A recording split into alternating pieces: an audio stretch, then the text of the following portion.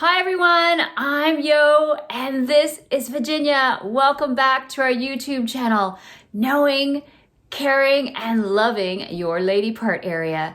Today we have an exciting video about breathing mechanics and with respect to optimizing it in the lady part area. So let's get started.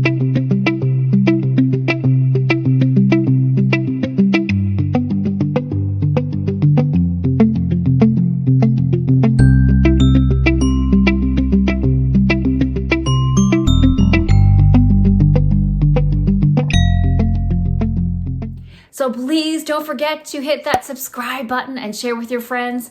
And let's talk about breathing mechanics. So as you know, breathing is really important with respect to sustaining life, of course.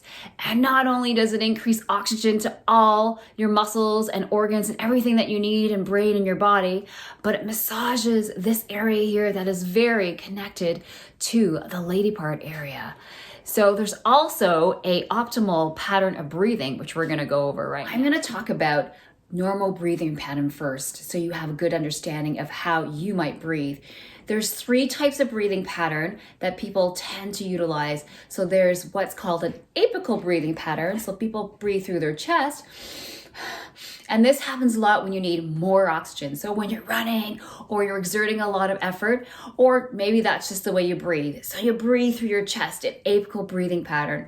There's also breathing through your rib cage. So if you imagine that my arms are your rib cage, you're breathing in and out like this. So when you inhale, your rib cage comes out because your lungs fill with air, and as you exhale, they go down as your lungs deflate.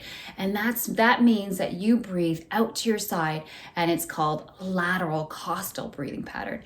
The other way people breathe is through your diaphragm. So your diaphragm is your breathing muscle, and it's tucked underneath your ribs. And it's kind of like a hollow shaped structure, like a dome. And when you inhale, it inflates and it pushes down on everything in this pelvic region here. And as you exhale, it goes up. So often if people just use their breathing muscle, their diaphragm, when they inhale, their belly is gonna push out as the diaphragm inflates, that dome inflates, and as they exhale, it goes back. Okay, so that's diaphragmatic breathing. With respect to the lady part region though, there is a way to breathe that is most optimal. What you want to try to do is breathe through the sides and front. And I call it more of an umbrella breathing. So it is a form of diaphragmatic breathing, but you're trying to breathe through the whole area here. So let me take out Bella the umbrella to show you and demo this. So everybody say hello to Bella the umbrella, and she's going to demonstrate the umbrella breathing, I like to call it. I'm very visual, so I find it really connects when I see what's happening. So hopefully these tools will work for you, or you can find what works for you in terms of imagery. So as I mentioned, the diaphragm is the breathing muscle that sits underneath the ribs here. It's like a dome. So when you breathe in, it inflates. And then when you breathe out, it deflates, okay? So imagine what's happening when you inhale, you're increasing pressure down in that lady part area, and when you exhale, you release it. So let's take Virginia here. Okay, so if you're inhaling and the umbrella is increasing, see how much pressure there is pushing down? And then when you exhale, you release.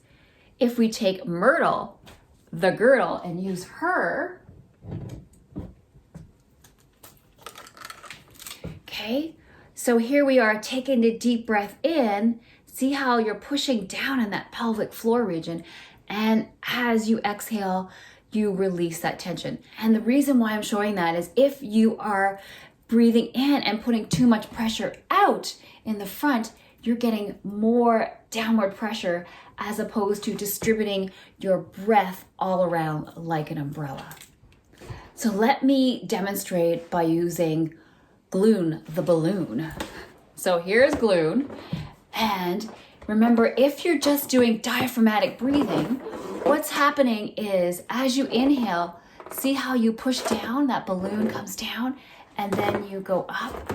So you push down. So what happens is it presses down in that lady part area and can put too much pressure on the pelvic organs and the pelvic floor that's trying to contract and come up. Again, we'll use a girdle to demonstrate. So see what happens when you take a deep breath in and you're pushing down into that pelvic floor region, and then you release. So you're pushing down and you're releasing. So when you take a deep breath in, think of expanding your diaphragm all the way around, out into your rib cage, your lateral costal, and out your back, even though the spine is there, and the front, and not just out towards your belly. So you're gonna do a deep breath in and release.